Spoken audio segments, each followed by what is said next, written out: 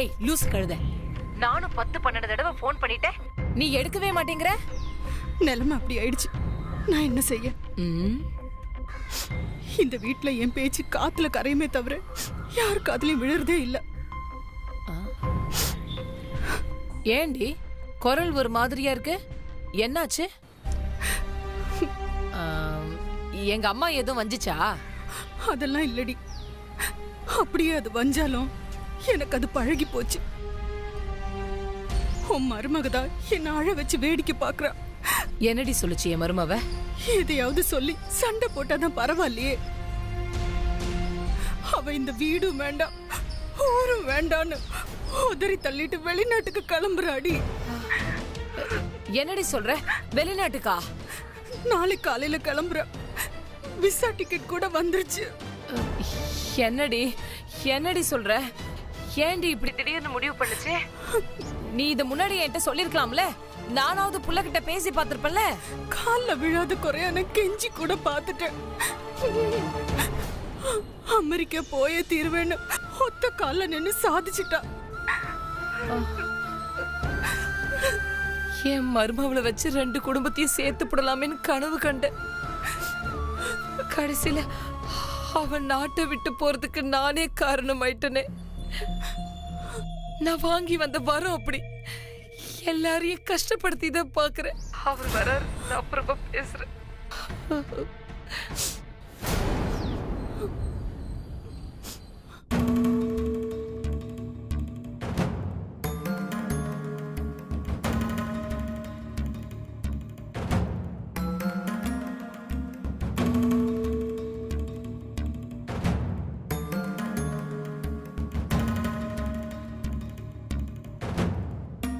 ஐயா, ரொம்ப நேரமா உத்து உத்து பாக்குறீங்க, யோசிக்கிறீங்க, எழுதுறீங்க, எதுவும் சொல்ல மாட்டேங்கிறீங்களே. இருங்க சொல்றேன். இந்த பொண்ணு யாரு? என் மருமக, சொந்த தங்கச்சி மவ. பேரு ஐஸ்வர்யா. ஆமாங்க. பிறந்த ஜாதகத்து கட்டமெல்லாம் பெத்த அப்பனா காவு வாங்குதே. அவங்க அப்பா இருக்காரா? இல்லைங்க, இறந்துட்டாரு.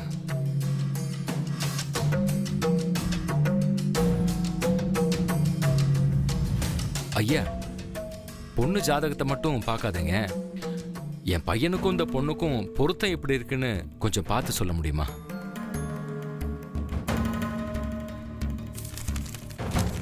ருதுவான கட்டமும் சரியில்லை.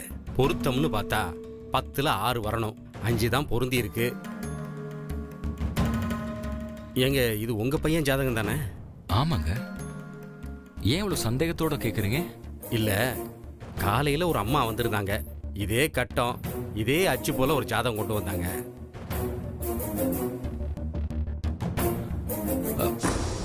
அந்த அம்மா கொண்டு வந்த ஜாதகத்துல என்ன பேர் இருந்துச்சுன்னு சொல்ல முடியுமா? மறந்துருச்சே. அந்த அம்மா என்ன விஷயமா ஜாதகம் பார்க்க வந்தாங்கன்னு கொஞ்சம் சொல்ல முடியுமா?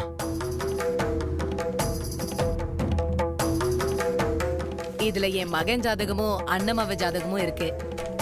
2 பேருக்கும் பொருத்தம் பார்த்துட்டு போலான்னு வந்தேன்.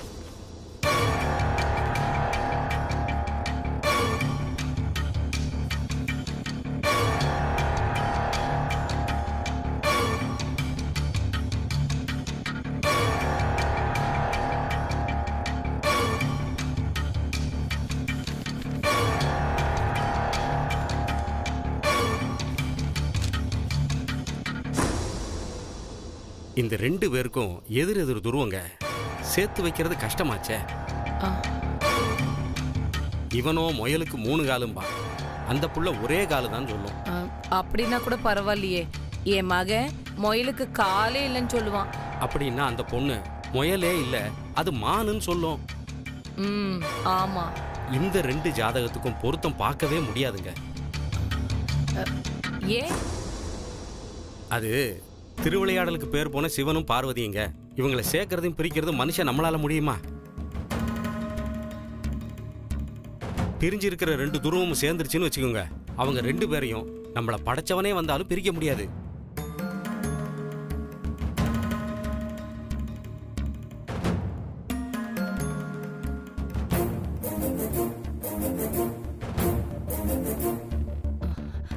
ஆனா சேர்வாங்களா? உசிர் இழப்பு, பொருள் இழப்பு, மான இழப்பு, இதுல ஏதாவது ஒரு இழப்பு இருந்தாதான் இவங்க 2 பேரும் சேருவாங்க.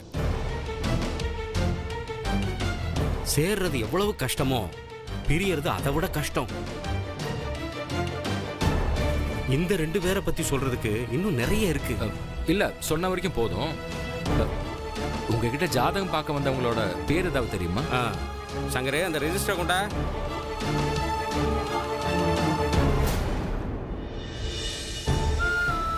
ஆயாண்டி, முனியம்மா, காத்தவராயன், செல்லமுத்து, களஞ்சியம், முனீஸ்வரன், ஜெயலட்சுமின்னு யாராவது வந்தாங்களான்னு கொஞ்சம் பாருங்களேன். அட ஆமாங்க, அவங்க தான் வந்திருக்காங்க. எப்படி கரெக்டா சொன்னீங்க?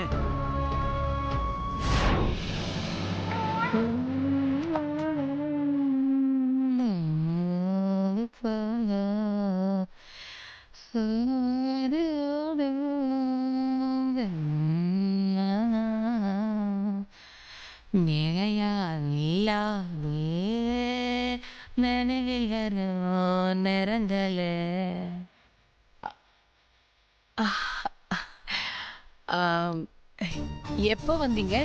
இந்தா இப்பதான். டக்குன்னு கை கழுவிட்டு வாங்க, சாப்பாடெல்லாம் சூடா இருக்கு, சாப்பிடலாம். முந்திரி பருப்பு பாயசம் கூட பண்ணிருக்கேன். இன்னைக்கு ஏதாவது விசேஷமா? ஏன் கேக்குறீங்க? இல்ல, கிருத்திகை கூட பாயசம் பண்ண யோசிப்பியே, இன்னைக்கு திடீர்னு பாயசம் பண்ணிருக்கியே, அதான் ஏதாவது முக்கியமான நாளான்னு கேட்டேன். முக்கியமான நாள்ல தான் இதெல்லாம் பண்ணணுமா? நாம சந்தோஷமா இருக்கிற எல்லா நாளுமே விசேஷ நாளுதே. ரொம்ப சந்தோஷமா இருக்க போல. ம். காரணம் ஏதாவது இருக்கோ? எதுக்கு காரணம் வேணும்? உன் சந்தோஷத்துக்கு தான். என்னன்னு சொன்னா நானும் சந்தோஷப்படுவேன்ல. நீங்க முதல்ல சாப்பிடுங்க, நான் அப்புறமா சொல்றேன். இன்னைக்கு ஒரு ஜோசியரை பார்க்க போனேன். அவர்கிட்ட கார்த்திக் ஜாதகத்தை காட்டினேன். ஐஸ்வர்யாவுக்கும் கார்த்திக்கும் பொருத்தம் எப்படி இருக்குன்னு பார்த்தேன். 10ல 5 கூட பொருந்திருக்காதே. கரெக்ட். உனக்கு எப்படி தெரியும்? ஜோசியரை நீயும் போய் பார்த்தியோ? இதுக்கெல்லாம் போய் ஜோசியரை பாப்பாங்களா என்ன? 2 பேரும் பேசிக்கிறது நடந்துக்கிறத வச்சே சொல்லிட முடியாதா என்ன? அந்த ஜோசியக்காரன் நல்லதே சொல்லியிருக்கான். இனிமே நாம அந்த ஜோசியக்காரன் கிட்டே போய் பாப்போங்க. அப்படியா? நானும் அவர்கிட்ட என் பையனுக்கு பொண்ணு எங்க அமையும்னு கேட்டேன். பொண்ணு சொந்தத்திலே கிடையாது, அப்படி அமைஞ்சா ஒண்ணு கடல் தாண்டி அமையும், இல்ல கடல் இருக்கிற ஊர்ல அமையும் சொன்னாப்ல. என்னது, வெளியிலயா? ஆமாமா, கார்த்திக்கு சொந்தக்கார வரன் ஆகாதான். பேசாம இந்த புரோக்கர் யாருக்கிட்டையாவது சொல்லி வைப்போமா? இல்லனா இந்த கல்யாண வரனுக்காக கம்ப்யூட்டர்ல பதிவாங்களே, அந்த மாதிரி பதிஞ்சிருவோமா? எதுக்கு? புதுசா ஜோசியம் படிக்கிறவங்க கிட்ட போய் பார்த்தா இப்படிதான் கண்டதையும் சொல்லிட்டு இருப்பாங்க. ஏமா, இப்பதான் அந்த ஜோசியக்காரனை பத்தி பெருமையா சொன்ன, டக்குன்னு அவர் கீழே போட்டு மிதிச்சுட்ட. தப்பா சொன்னா அப்படிதான் சொல்லுவேன். காசை புடுங்கிறதுக்கு அவங்க அப்படிதான் சொல்லுவாங்க. கார்த்திக்கு பொண்ணு நம்ம ஊர்லயே, அதுவும் சொந்தத்திலேயே அமையும். சொந்தத்துல அவனுக்கு ஐச விட்டா வேற பொண்ணு இல்லையே. ஏ, சரஸ்வதிங்கிற தங்கச்சி மட்டும்தான் உங்களுக்கு சொந்தமா? இந்த ஊர்ல வேற சொந்தமே இல்லையா?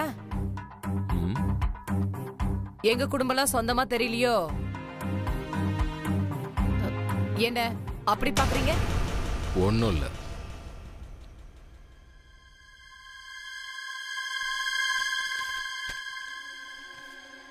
இந்த என்ன இது? இது கார்த்திக் ஜாதகத்தோட ஜெராக்ஸ். இது அந்த புள்ள ஜோதியோட ஜாதக ஜெராக்ஸ். இது எப்படி இருக்குட்ட? ஜோசியர் வீட்டுல நீ விட்டுட்டு வந்துட்டியா? அதே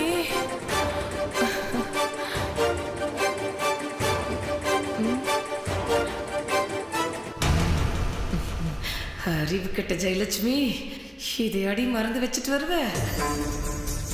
உன் அண்ணன் மகளை என் மகனுக்கு கட்டி வைக்கிற கனவெல்லாம் ஓரமா தூக்கி போட்டுரு. ஜோசியர் சொல்லியிருப்பாரு, 2 பேரும் எதிர் துருவத்துல இருந்து மோதிக்கிட்டே இருப்பாங்கன்னு, சேர வாய்ப்பே இல்லைன்னு ஜோசியர் உங்ககிட்ட சொன்னார்ல.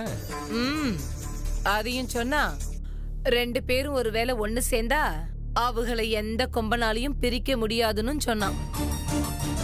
ஏன் அது உங்ககிட்ட சொல்லலையா? ஜெயா, என்ன நடந்தாலும் சரி, அந்த புள்ள இந்த வீட்டுக்குள்ள மருமகளா வரவே முடியாது. அப்படியே அவ வந்தாலும் ஒரு விருந்தாளியா தான் வரணும். விருந்தாளியா கூட வரவே முடியாது. ஏன்னா உன் புள்ள அவ மேல கொலவரியில சுத்திட்டு இருக்கான்.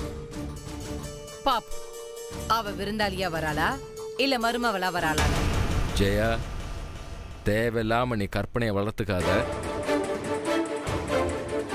நாளைக்கு அண்ணம் அவ நாட்டை விட்டே வெளியே போறா, தெரியும்ல? தெரியும். ஃப்ளைட்ல ஏறதுக்கு ஒரு நிமிஷத்துக்கு முன்னாடி கூட என்ன வேணாலும் நடக்கும். ஒரே ராத்திரியில தான் நீங்க என்ன கட்டிக்க முடிவு பண்ணி வீட்டை விட்டே கூட்டிட்டு வந்தீங்க. ஞாபகம் இருக்குல்ல? அந்த ஆண்டாளம்மா நினைச்சா ஒரு நொடியில கூட மாற்றத்தை ஏற்படுத்துவா. நான் நம்புறேன்.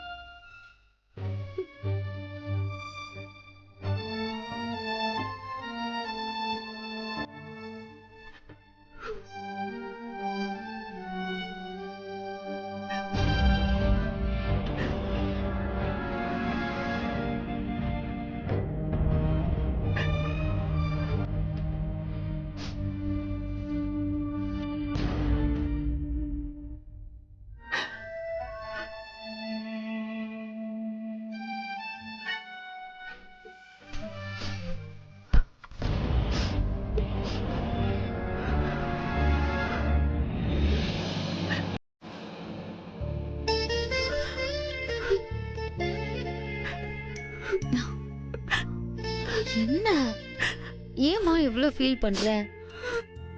அம்மா ஜஸ்ட் 18 hours டிராவல் பண்ணா யுஎஸ். வாட்ஸ்அப் வீடியோ கால் இருக்கு, ஸ்கைப் இருக்கு. அதெல்லாம் இருக்கட்டும்டி. ஒரு தலைவலி காய்ச்சன்னா மத நெத்திய தொட்டு பார்க்க முடியுமா?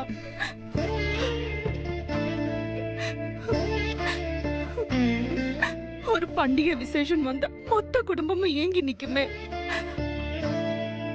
யாருக்கு எப்படியோ, எனக்கு ஒரு வாய் தண்ணி கூட இறங்காது. மா, நான் யுஎஸ் போறது படிக்கிறதுக்கு. நான் என்ன நிரந்தரமா அங்கேயே தங்க போறேன்? 2 வருஷத்துல திரும்பி வந்துட போறேன். ஜோதி, மா, கவலைப்படாதம்மா. அழக்கூடாது.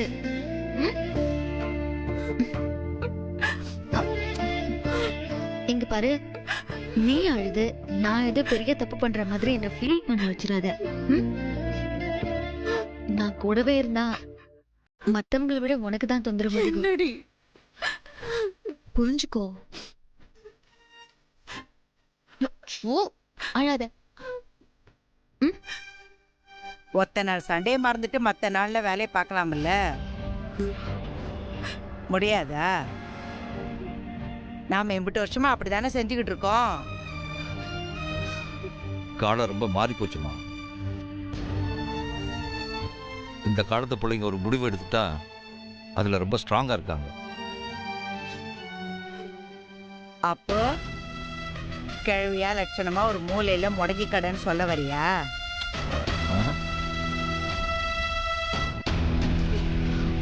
அப்படிலாம் இல்லை அப்பத்தா.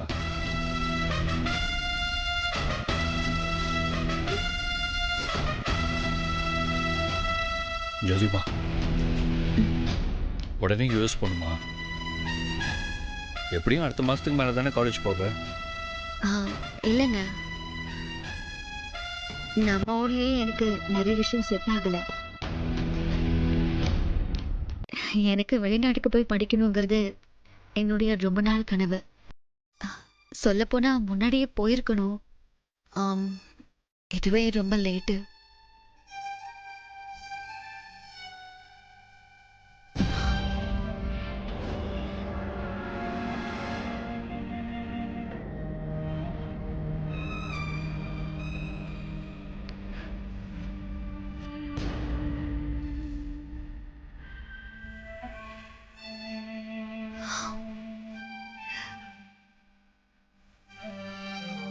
பாட்டி,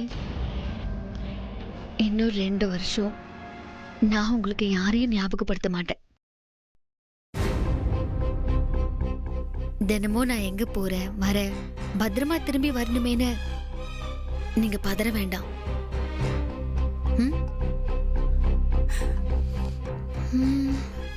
வேற என்ன சொல்றது? சொல்லு. உன்னால தாண்டி நான் இந்த வீட்டை விட்டே போறேன்னு நேரடியாவே சொல்லு. பாட்டி, அப்படியெல்லாம் இல்ல. அது நான் என்னாலதான் போறேன்.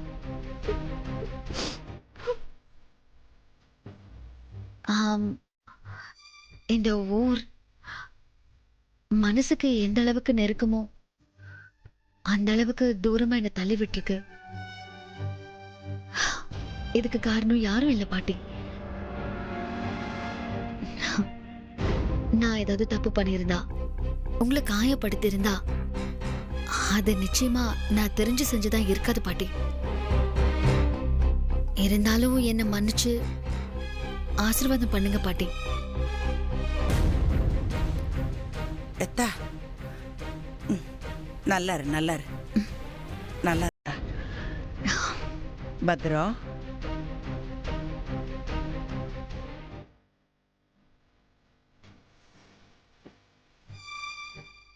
ஓய், ம் கோமா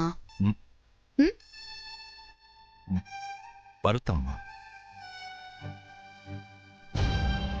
தேவையில்லாம உன்னை இப்படி அவசர முடிவு எடுக்க வச்சுட்டேன். சாரிடா. இன்னும் கொஞ்ச நாள் தான். Happy journey. தேங்க்ஸ் தேங்க்ஸ் பா. டைம் ஆயிடுச்சுமா.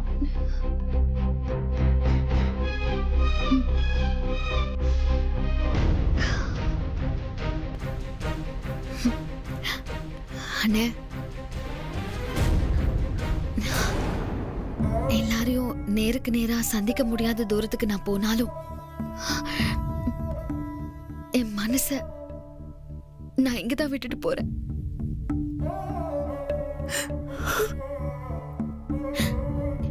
எனக்கும் இது வலிதான், தாங்க முடியாத வலி.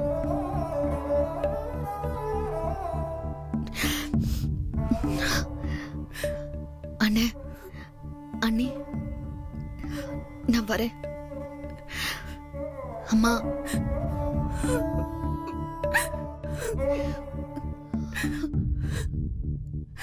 ஜோதி, அழுதுகிட்டே இருக்காத.